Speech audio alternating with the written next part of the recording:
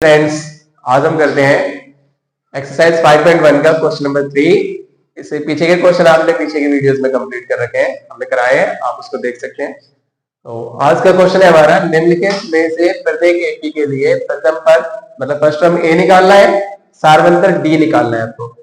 English में भी same question लिखा हुआ, आप पढ़ सकते हैं। For the following APs right the first term and the common difference. तो फर्स्ट टर्म कैसे, मैंने आपको बताया था, पहला टर्म जो होता है वो ए होता है।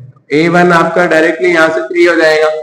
और D कैसे निकालेंगे आप, कॉमन डिफरेंस के लिए नेक्स्ट टर्म में से प्रीवियस टर्म माइनस करो।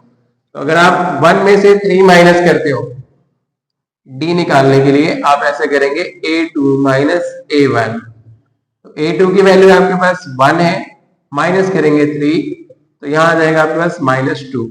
तो D की वैल्यू आ जाएगी -2, D इक्वल टू -2। ये आ गया आपका।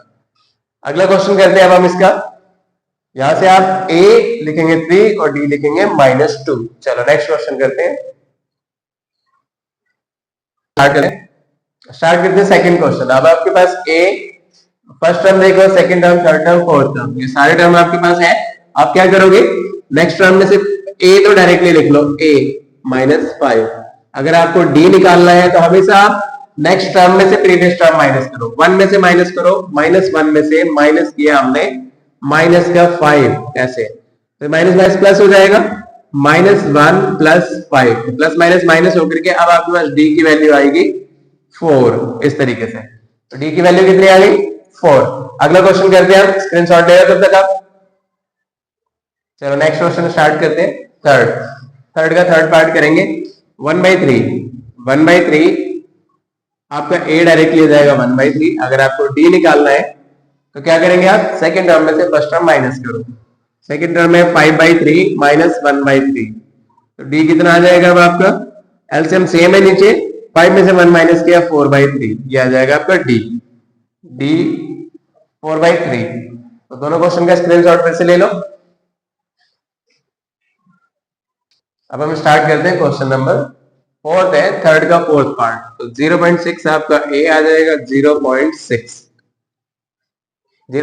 A है, आपको D निकालना है। D के लिए आप A2 में से A1 माइनस कर दो, 1.7 माइनस 0.6। जब आप माइनस करेंगे, यहां देखो 1.7 में से माइनस किया 0.6, 1 इधर आ गया 1, तो 1.1, तो आपका D आ गया यहाँ पे 1.1, इस तरीके से। चलो तो प्रैक्टिस करो और चैनल को लाइक और सब्सक्राइब कर दो आगे। तो अब हम करते हैं क्वेश्चन नंबर 4। आप देखेंगे इसमें आपको क्वेश्चन दिया हुआ है, निम्नलिखित में से कौन सा एपी है, अगर एपी है तो इसका सार्वंतर डी निकालो और इसके 3 अगले पद लिखो। ये भी करना है आपको।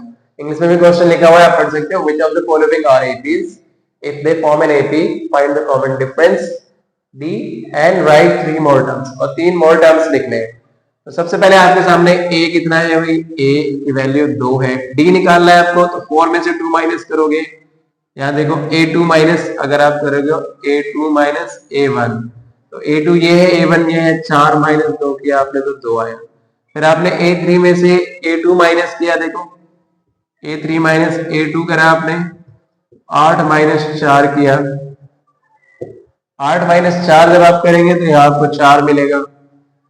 तो यहीं से आपको पता चलेगा कि कॉमन डिफरेंस सेम नहीं आ रहा, इसलिए ये एक एपी नहीं है, इसका आगे के पास निकालने की जरूरत नहीं है। तो अब हम अगला क्वेश्चन करते हैं, इसका नेक्स्ट क्वेश्चन करते हैं। तब तक आप स्क्रीनशॉट ले लो।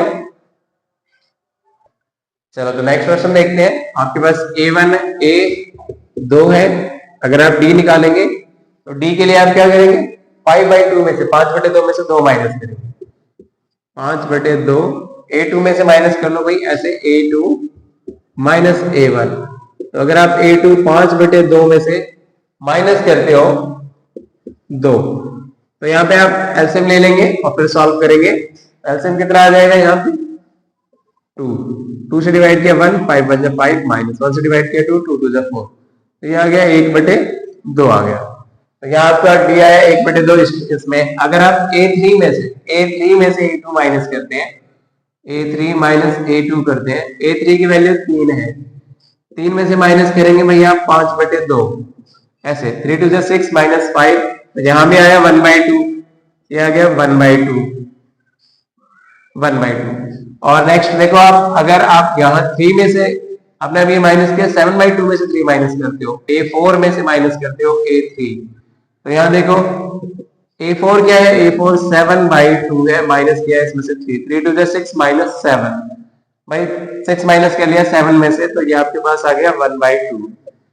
तो सभी में कॉमन डिफरेंस सेम आ रहा है, हर जगह आप देखेंगे डी सेम आ रहा है, डी सेम है, डी सेम है, हर जगह कॉमन डिफरेंस सेम है। कॉमन डिफरेंस सेम होने की वजह से इसको हम कह सकते हैं कि ये एक एपी है। तो एपी है तो अब हम इसके आगे के 3 पद निकालते हैं। आप इसका स्क्रीनशॉट ले लो तब तक।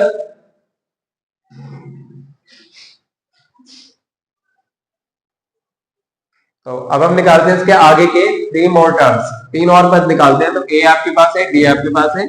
अगर आप A2 निकालते हैं तो इसका फॉर्मूला होता है A plus D. A plus D कर दें, A की वैल्यू 2, डी आया आपके पास 1/2। तो ये तो नेक्स्ट टर्म आपको यहाँ मिल ही गया। इस तरीके से आपने देखा A2 5/2 आ रहा है, 2 दूनी 4 5, 5/2।